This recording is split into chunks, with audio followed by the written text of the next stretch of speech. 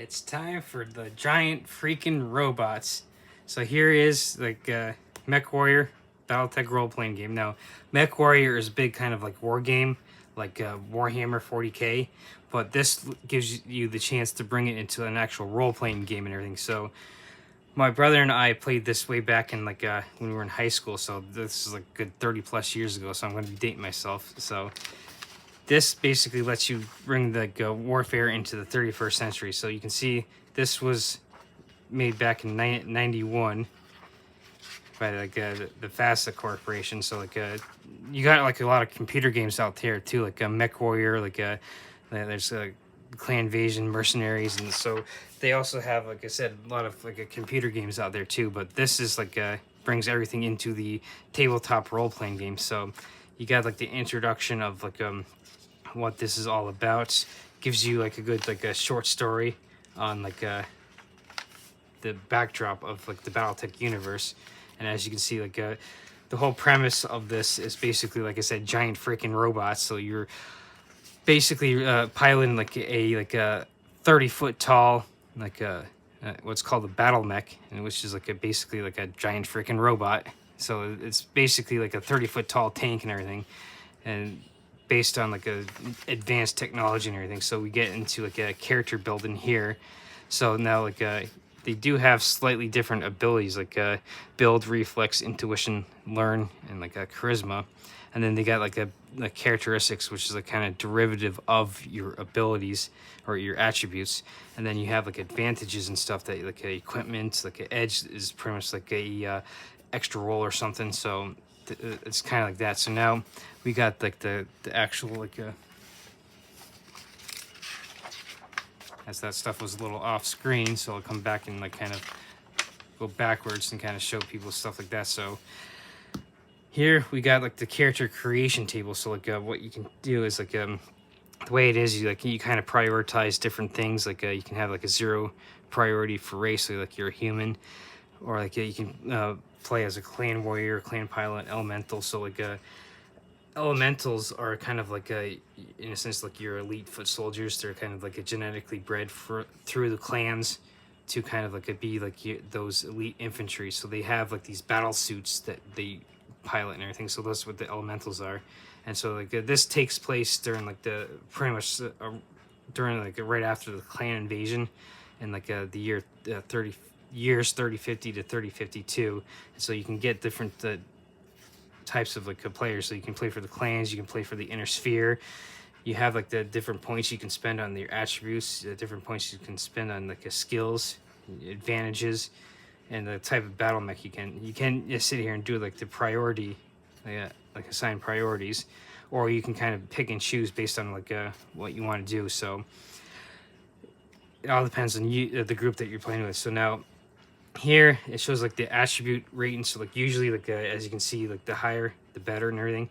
So like your in a sense like this you start with your attributes. Let's see if I can actually find like here's the character sheet real quick. So you got your attributes. So you got like your plus, like you are going to have anything from 1 to 6. Now you want to have as high as possible. So like as you can see here, then your characteristics are that kind of derivative of your attributes. So like for instance, like athletic, you can see is 18 minus build and minus reflex.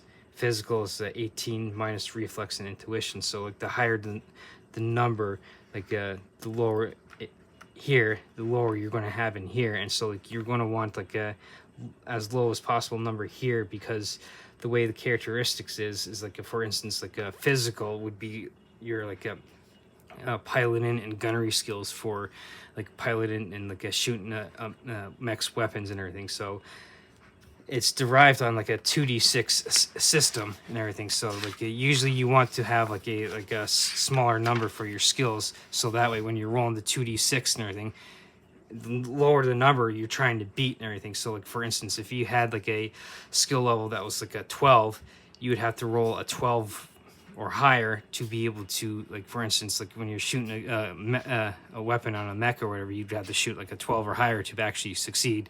So that's why you want to get like those lower abilities derived from your attributes. So now they have like a here on like the maximums like that you can have. You can see like basically your typical human through like in a sphere is 6 across the board. Now, like some like the for your clan characters, those are kind of like a little, as you can see, a little higher for certain ones because, in a sense, they are genetically engineered. So like they have like a whole genetic program where, like in a sense, warriors are bred pretty much from the embryo type of deal. And of course, this is like I said, 1,000 years in the future, so it's kind of like could be kind of far fetched, but not necessarily. So you can see here like a purchase and like your skills and everything. So as you can see here in like packages, like different skills, like for instance, like I mentioned, gunnery mech and like pilot and mech. So this is like the primary clan package for skill sets. So like the package cost, like you can see like a skill package that lets you buy these like in a sense like packages. So those are clan packages, and like for Inner Sphere, you have like different ones that you can buy. So like you can see here, you can for the basic one, you get like the 3 skills at 2, 3 skills at 1, and then the advanced one, which costs like more, 2 at 3, 2 at 2, and 2 at 1. Or you can go like with the university packages, which costs even more. And as you can see, you get even more and better skills. And so this gives you kind of like right here the idea of like what you want to get for like creating a character for like for instance, if you're doing like a battle mech pilot, which, like I said, these are the giant freaking robots, you're going to want to go with the battle mech pilot MOS. So like this is based on skills, so you'd go like through basic training, get like a couple, and then you get like the required ones for this, and then like you could do that in a sense with here, like going down here with the university, you can pick like a different like leader, like a different leadership and like military science skills and everything. So then you pick your skills and you're going to get your abilities. So now here you have a table for like randomly assigning your battle mech and everything. So you don't necessarily need to.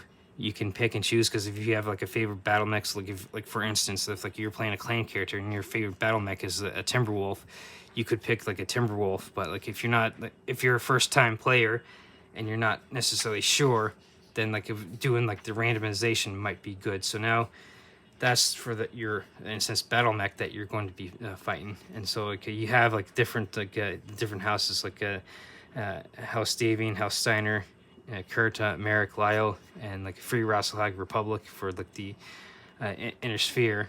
And so this is pretty much all Inner Sphere, because the clan, you're kind of assigned a battle mech. Now over here we get into like the actual advantages. Like for instance, like you can see ambidextrous. It describes that in here. You can kind of quickly read that, pause and read. To save some time, I'm just going to quickly go over that. So then you got like here, you've got like your master skill list, and then skills by characteristics. So like for instance, like you have the athletic, physical, mental, and social skills. It breaks it down like that. So like then it also breaks it down by type and everything, so you get a better idea of what to get and everything. So then, as you can see here, it actually gets into the actual skill descriptions on, hey, look, this is like what it's all about. It's like for archery, they figure like bow and arrow and that. So it describes how each of these abilities or skills are used. So it goes through all that with the skills. Let's see here, more skills. And now here you actually have like an archetype. So like you could in a sense have like a pre-made characters, or so like again for like first time players, what you could quite possibly do is like use one of these archetypes. So like you can see here we got like the bounty hunter, we got the grizzled veteran, hot shot, we got the house regular, so your typical like a battle mech pilot, you got good old hulking brute. And then you got Scoundrel, Technophile, which is pretty much like your tech junkie. Young Noble. Now in the 31st century, like feudalism has been brought back, because like you're looking at like a galaxy-wide, like in a sense, houses, and like in a sense, each house is represented by like a prince or duke, or like a emperor or something, and so like feudalism has been brought back to kind of like, in a sense, run hundreds if not thousands of planets and everything. So that's why you have like the young noble. Now you have like your primary mech warrior, your secondary mech warrior, and like the elemental I talked about. Like you can see the helmet right there for their battle suit and everything. So these guys are like genetically engineered as like elite infantry. So these elementals are usually about like 8 feet tall, and are like, as you can see, are typically well built at like are like super strong and everything. You got your clan pilot for the like, actual like aerospace, like in a sense your air support, like your airplane and helicopters and stuff like that of the 31st century. And then you got the Innisphere version, the Aero Jock. And then you got, in a sense, what you could, in essence, use as like NPCs or whatever, like the free trader, a scout, kind of like an infiltrator, espionage. And also you got like the tech, the ones that kind of like rebuild and repair all the mechs, the tanks, and the aerospace airplanes or whatever. So now like we get into here in the actual character conversion for like the old system. So because this one is the 2nd edition, so you get the now in here like pretty much like experience and everything. You get into more like of the characters. You get into like a personal combat, so like pretty much like outside of your mech and everything that you can do. So you, it's not all like rock'em sock'em robots inside your mech and everything, because you can get outside of your mech and actually have role-playing interactions outside of your mech. So now we get into like the actual like for game masters for how to run this game and everything. So you get decent pictures of like some of the mechs and everything. So it breaks it down also like the organization of your battle mech units. So like usually start, like you can see, starts off with small, like with the 4 mech lance, and all the way up to like a regiment, which is like four mechs, then like 3 lances, 3 companies, and then like usually like 3 to 5 battalions, and then you got your support units. And you can have a table to roll like determine unit size for the clans, and it gets into like the different like the same thing like with the clan division, like a point which is 1 mech, 5 mechs, 2 or 3 stars respectively, and then like 2 or 3 of like the binaries or trinaries, and then galaxies like usually like 3 or 4 of the clusters. Gets into like a different like air support and like jump ships and drop ships. Now jump ships are like kind of like the faster than light travel ships in Battletech. Of course, like with the gravitational pull of like stars and planets and stuff, they can only jump like a certain distance outside of like the solar system in essence, and so that's why you have drop ships. So like the jump ship will jump into like for instance like our solar system. They might have to like jump like right outside like the Neptune or whatever. That's elliptical orbit. And so then they have drop ships, which like would send the drop ship into Earth and everything, because they couldn't jump in too close to the sun because of the gravitational field and everything. But that is something that they actually go into in this game and everything. So now we can pretty much get into like different types of like assignments. So like this goes for regular house clan warriors, and you can also play as mercenaries. So like you got garrison duty, which is like pretty much like guard duty. You can become a planetary assault, short-term assignments, raid and sabotage, relief, riot duty. And then like of course now, like I mentioned, we get into like the actual like mercenary units and how you can play as like mercenaries, and get into like the whole different like general encounter tables and how to do that, not just for mercenaries but for like regular units and stuff like that. And gets into even more in-depth like the general encounter descriptions here, and then like gets into ideas that you can use, like what they come across. Now Star League was like kind of like the unifying force behind like the whole galaxy-wide, in a sense, galactic empire, for lack of better words. It fell apart like about 300 years before, or 350 years before the actual game takes place. And like what came to play in the subsequent 300 years was known as the Succession War. So like all the inner sphere houses are kind of battling against each other, trying to vie for like a supremacy of the old Star League.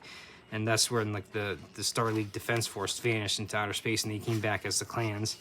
So that's like kind of like an interesting like history lesson for this. Now we are starting to get into like the equipment that you can get. So like you can see here, laser scalpel, metapack, stuff that med kit, basically stuff that you use like in this game, like in French, like outside like your mech and everything, or like stuff like you can use for your mech and everything. So like electronic suits you can see, and then like even more equipment.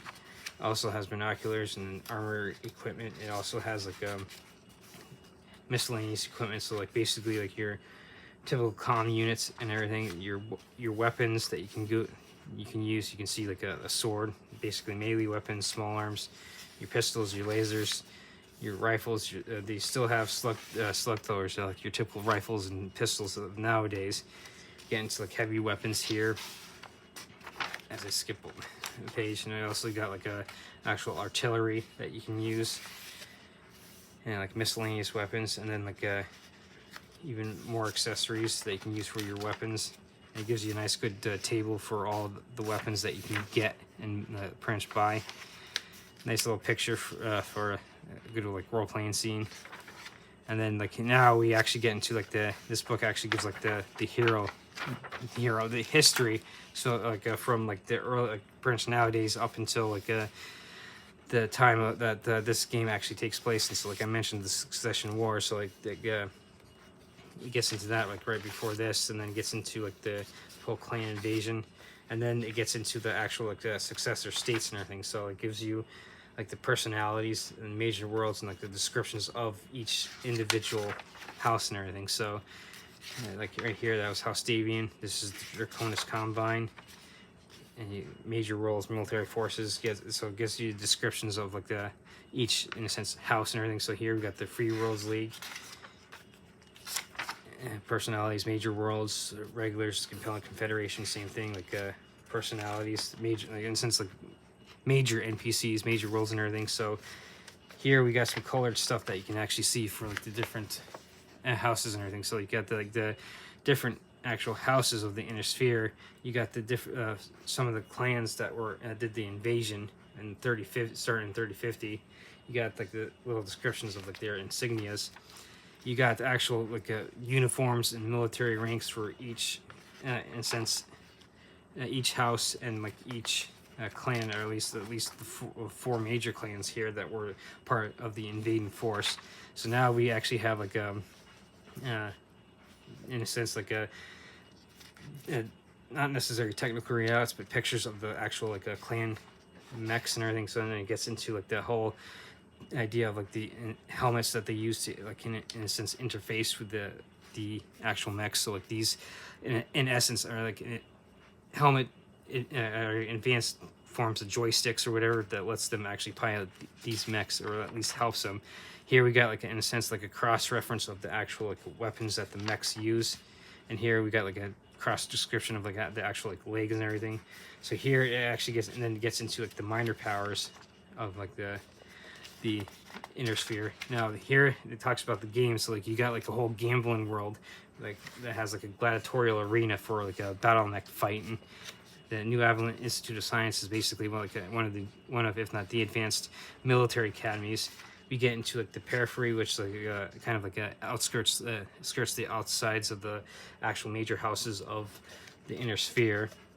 So it gets into like that as well. So you could quite possibly, in essence, do a campaign into like the periphery. Then it gets into like the quick description of like the history of the clans through there, and then it gets into like Comstar, which is like an organization that controls like a faster than light communication network of the 30th century. It gets into the actual like a history of Comstar. So I was like, gonna have trouble flipping this page, it seems. Then it gets into like your economics, and it talks about like the typical like house bills. So think of like today's currencies, like dollar, like U.S. dollars, Canadian dollars, like the euro, the ruble, and of course the universal like bill that uses the Comstar bill. So that kind of like is like the like Federal Reserve exchange money or whatever. So here we now get into like the actual information on battle mechs, and then we get into actual like repair time, travel time for like the faster than light jumps that I was talking about, and also like it talks about like how much each of these jump ships can carry of the drop ships, and then like the hyperpulse generators, like the faster light communication technology that I just talked about. We get into since I mentioned that like the feudalism has returned, you get into like the actual titles and nobility here that your characters could quite possibly get and everything, and like goes further into that, and that basically brings us to the end of like the actual book to how to play, in a sense, bring BattleTech to the tabletop role-playing game. And so now we're back to the actual character sheet and like a character generation table. And of course, what's great of this is you can still use like the battle mechs and like the war game itself. So like this just adds another complexity to that and everything. So here it is, the 31st century version of Warfare, or like the tabletop role-playing game version of BattleTech. So here we get into, like I said, giant freaking robots.